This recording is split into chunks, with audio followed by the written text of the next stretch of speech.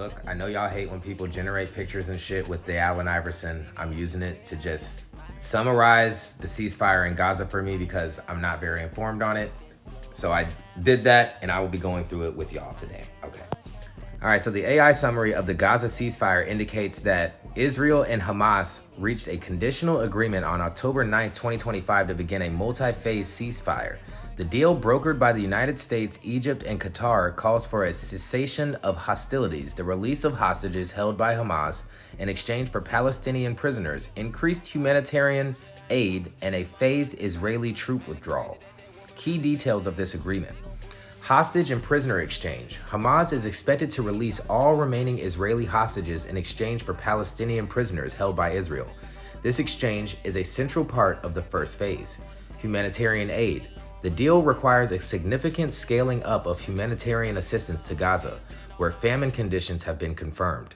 UN agencies have substantial supplies ready for delivery pending full access. Israeli withdrawal. Israeli troops began withdrawing from parts of Gaza to new deployment lines on October 10, 2025, with Israel maintaining control over roughly 53% of the territory during this initial phase. Mediation and oversight. The agreement was brokered following negotiations in Egypt and involves United States oversight. The United States is deploying military personnel to a coordination center in Israel to monitor the deal's implementation alongside forces from Egypt, Qatar, Turkey, and the United Arab Emirates. Palestinian returns. The ceasefire has allowed some displaced Palestinians to begin returning to their homes and communities, including in Gaza City and Khan Yunis.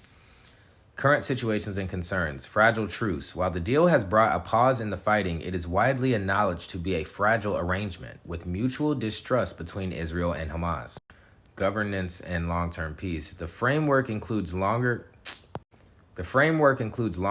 proposals for Gaza's reconstruction and eventual governance. However, the details for achieving a permanent ceasefire and political resolution remain unclear and highly contentious. Continued instability. Despite the ceasefire's formal start, reports emerged of continued airstrikes and violence on October 10th, underscoring the delicate situation on the ground. Immediate priorities. Humanitarian agencies are stressing the urgent need for unimpeded access to deliver aid to prevent famine and address critical health needs.